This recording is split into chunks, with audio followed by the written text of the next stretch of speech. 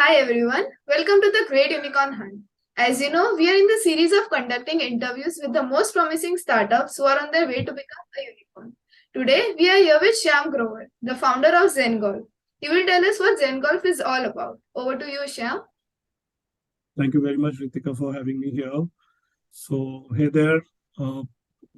Little over 2 years ago, when the whole world was gripping with pandemic, I rediscovered my passion for golf. I used to play earlier, I'd quit in between and started again. Not just playing, but I kind of this time got into the skin of it. I, in a way, got parachuted into the business of golf, which in a way has changed my life. Now, I don't know whether I go to work to play or play to work, but I've been an entrepreneur for many, many years. And after stints with, initial stints with marketing research and marketing role in an IT company back in the day, I became an entrepreneur and have built 3, 4 successful brands. I've been in cross-functional, cross-cultural, national and international assignments for some of the marquee brands, especially in the healthcare space, legal, social development, and lifestyle domains. With two of my other businesses are being successfully run now by independent teams. My whole heart and soul now is in Zen Golf. I've been very fortunate, with this journey so far. Honestly, the amount of drive and enthusiasm that I see in myself with Zen Golf, this is really unprecedented. I'm kind of eating, drinking, breathing golf 24 by 7. Not playing this time, but playing a little bit, but more the business of golf. The possibilities around Zen Golf are so immense that it's blowing my mind away, Ritika. That's really amazing. That's commendable. Okay, so before we start with the questions, Shyam, tell us what exactly you do. Well, we do everything golf. While it may just sound like jack of all, master of none, but please understand that we are a very, very niche startup. We do everything around golf. That's our central theme. Whatever we may do, whether F&B or retail or school programs, everything revolves around golf. We've already built a world-class academy and driving range in Gurgaon. That's our flagship product. Our approach is very, very unique and focused.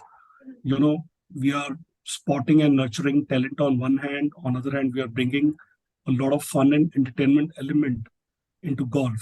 We are innovating newer formats because golf is perceived to be a very long, serious, boring kind of a sport. So we are introducing formats, newer formats, innovating the sport, bringing in technology. And more importantly, we are taking golf to people's doorsteps, so that golf is more visible. And we're also, going into retail spaces so that not just it is visible, it is very easy for people to kind of come and break ice with golf, Ritika. Yeah. That's awesome. That's great. Okay, so let's jump to the questions now. Firstly, we'd like to know what are the Sure. problems that you're addressing on this journey? Like, what are the pain points that you're aiming to solve?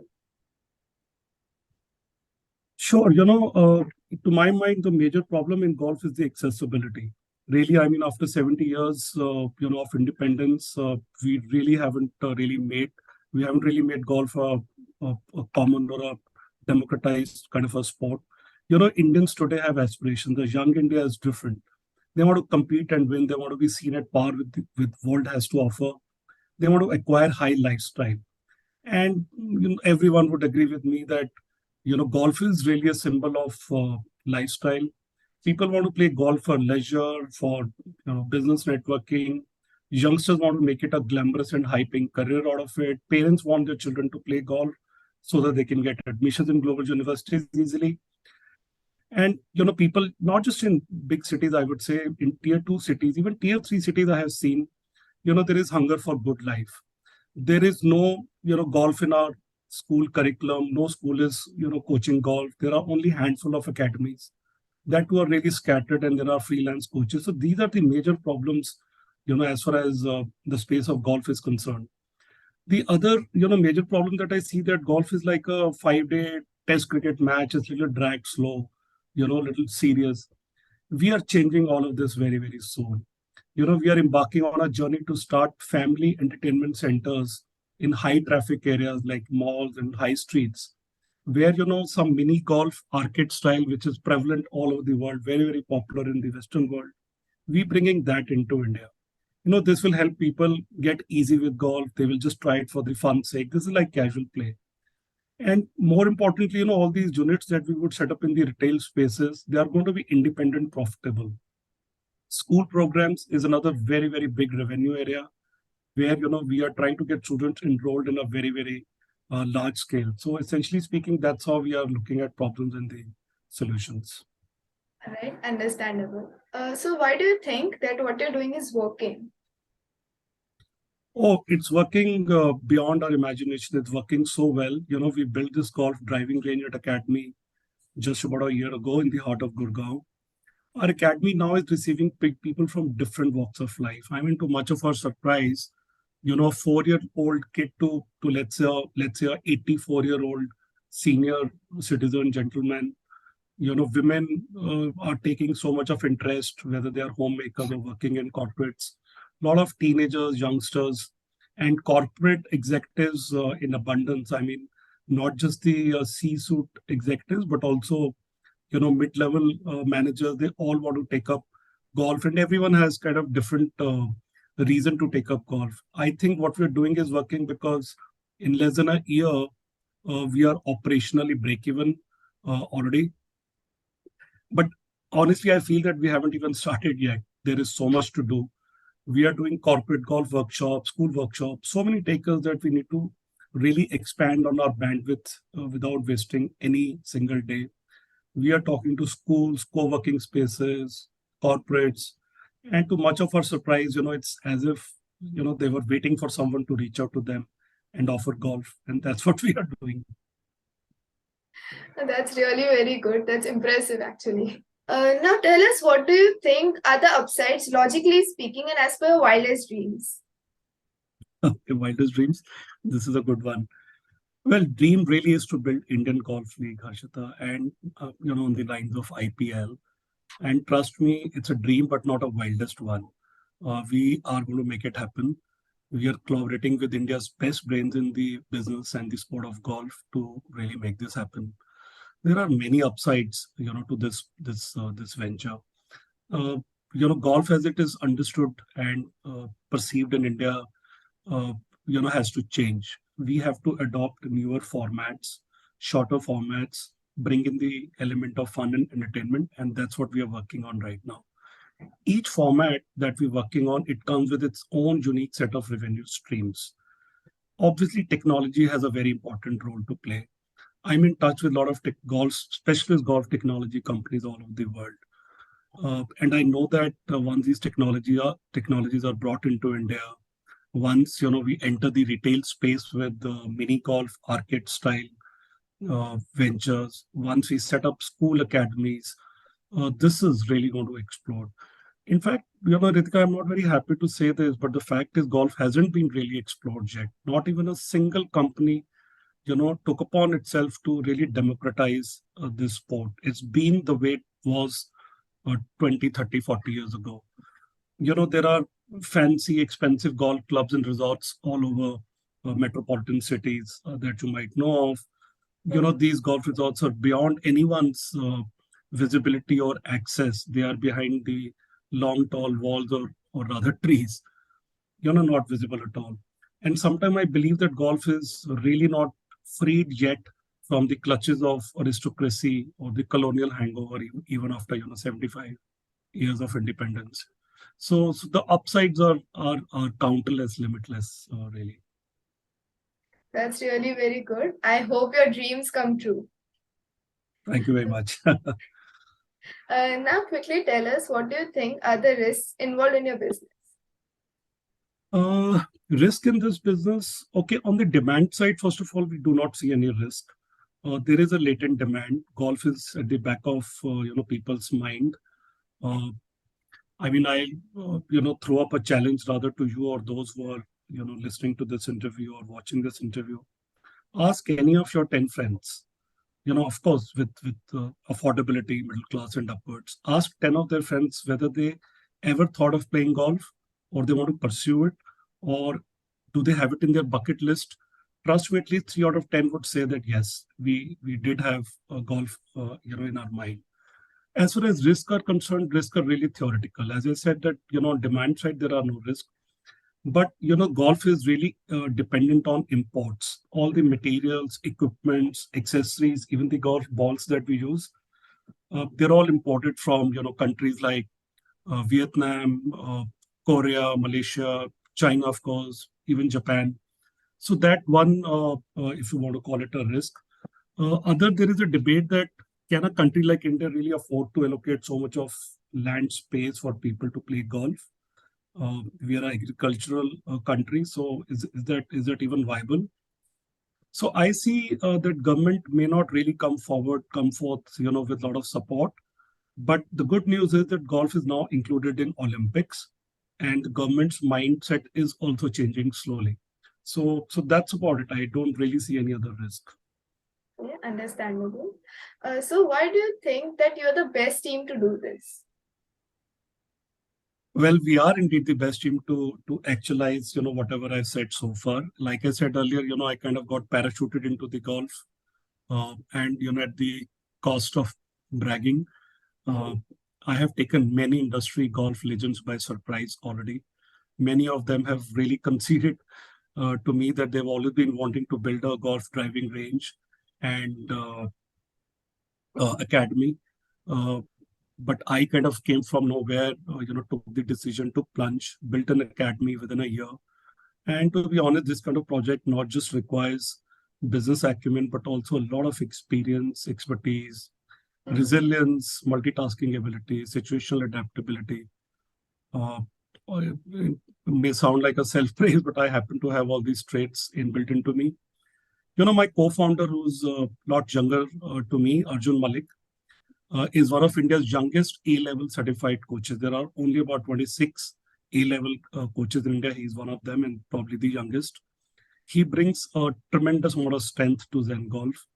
He's technically very sound, very calm, in his postures, and he has this amazing ability to win hearts.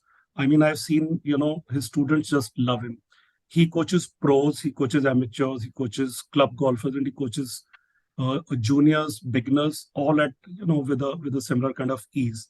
And he's a golfing gem. His passion for golf is unparalleled. When I met him, for the first time about 2 years ago, I spotted a tattoo on his arm which said golf, and that was the moment I knew that I have found my co-founder, and we have an incredible team. Our partners include two most incredible women in the world of golf. They are like Sunil Gavaskar and Sachin Tendulkar of golf in India. They are offering their wholehearted support to us. We are consulting with them on every step, and this has been amazing in such a short time, such kind of traction and people around us. And my own team, we are a small team of 12 people. Harshita Chopra, who's heading our marketing, branding, CRM. He deals with customers so beautifully. On the other hand, we have Umesh, who manages all the services, the staff, and he scolds them and he loves them, and we're all working like a good, great family. We also have partners, our F&B team. They again have another 10 people, so including them, we are 22. That team is also great. The kind of food they are doing is amazing. People are coming back for F&B also again and again. So all looks very, very good. This is very amazing. Like your team sounds really very delight. Yeah. I really hope your team gets to reach the point where you have envisioned. Oh yes, we will. Yeah. Now let's come to the numbers. Quickly tell us what is your TAM, SUM, and CAC. Okay, so total addressable market in terms of people would be in the region of 18 crores. I've drawn this number from, let's say, top 45 cities in India. India, as you know, is like 29 countries rolled into one. Such an expanse and so many cities, tier two, tier three, where the aspirations are so high. And out of our three formats that we are working on, one or two or all three of them will fit into each of these 45 cities. So I look at total urban population of 18 crores as the addressable market. In terms of rupees, I would put this number at something like 31,000 crores. The serviceable available market is about 1,440 crores across three mats that we are currently adopting. As far as customer acquisition cost is concerned, honestly, I'm not a big fan of very high acquisition cost. Uh, I believe that if you get into some kind of experiential marketing in a business like this, that gets you customers rather than doing hoardings and advertising and all of that. Social media, of course, has to play a very important role. But our approach really is to let people experience golf sometimes at our cost.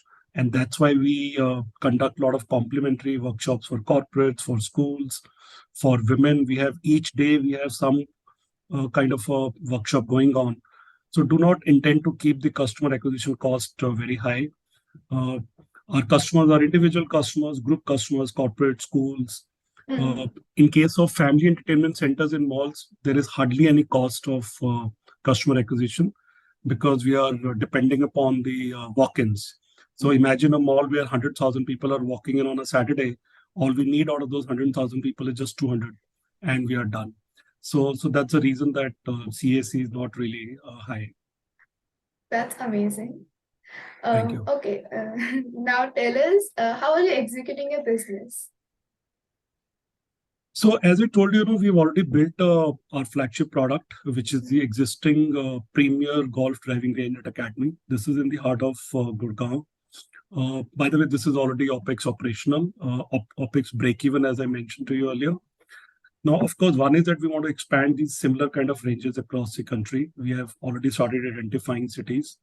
F&B will also play a very important role in this, overall lifestyle experience and not just a golf experience. So we have tied up with this large F&B company called Palms Hospitality.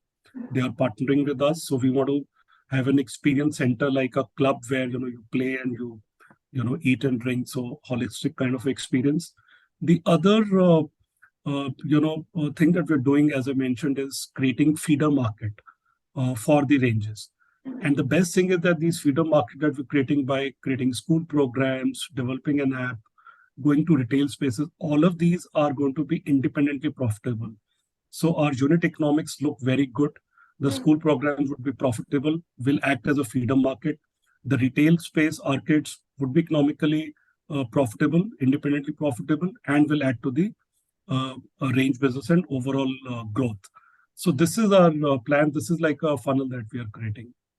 Perfect. All right. Okay. Lastly, do you have any customer testimonials that you would like to share with the viewers? Testimonials, we will have hundreds of them. At our range, we have these physical registers, the old school where you come and you write your name and phone number. That's also one way of collecting data. But the kind of heartwarming messages that people have written on those registers, if you would want to call them testimonials, I mean, that's very overwhelming. Customer delight is at the core of, Zen Golf. That's really our DNA. The other day, one customer, a woman, who's been practicing for us, practicing with us at Zen Golf for about 2 months. She walks in with a cake, and we were all surprised. We thought it was her birthday, but she said, "No, I just thought that I'll bring in this cake for the staff of Zen Golf." So to me, I think that's a testimonial without even uttering a word. There's this little girl, 7-year-old girl called Ishel, very passionate about golf. She says on camera that Zen Golf is my second home. So to my mind, that's a testimonial. That's really very sweet. Yeah. Okay, before we end, if you could give an elevator pitch to the VCs and investors who are watching right now, how would you go about it? Elevator pitch would mean what, 30 seconds, okay? Zen Golf is really unearthing a gold mine, or rather a diamond mine, I would say. We are opening up this high profile live sport to the masses, the middle class and upwards. And this number runs into tens of millions of people in India. We are not only going to economize this sport, but also take it to people's doorsteps. That's our agenda. Where today golf stands in India, you'll be surprised. USA, for example, has over 15,000 golf courses as compared to India having only 100. 25 million people in USA are playing golf on the courses. In India, this population is 2 lakhs. Just imagine 25 million, 2 lakhs. Even countries like Thailand and Malaysia, they far exceed the popularity and inflow of golf. golf tourism is picking up in those countries. Mhm. Now look at cricket, which is, our religion in our country. I mean, we are the top rankers in the world, and it's a very matured, established sport. And IPL has really changed the game. But do you know that the entire IPL winning team earns $1.83 million? Whereas in golf internationally, an individual earns $15 million, 1.83 million for the whole team, and here in golf, 15 million for an individual. If you look at I don't want to name it, but look at any of our cricketing stars, international stars. We have so many of them, but look at the biggest one. The amount of money that a cricketer earns in India is not even 1/10 or 1/20th rather of what an international golfer earns, as prize money. So golf, the kind of money that is there in golf, cricket comes nowhere. My clear intent is that with this current population, golf population of 2 lakh golfers in India, this can really go up to 30 lakhs. And that's what our mission is. That's really amazing. Um, okay, so thank you, Shyam. Thank you for your time and for introducing Zen Golf to us. I wish you the very Thank you. best of Thank you very luck much, for your Ritika. journey Thank ahead. you so much. Thank you I very much. hope you get hunted and spotted really very soon. I hope that so soon. Yes.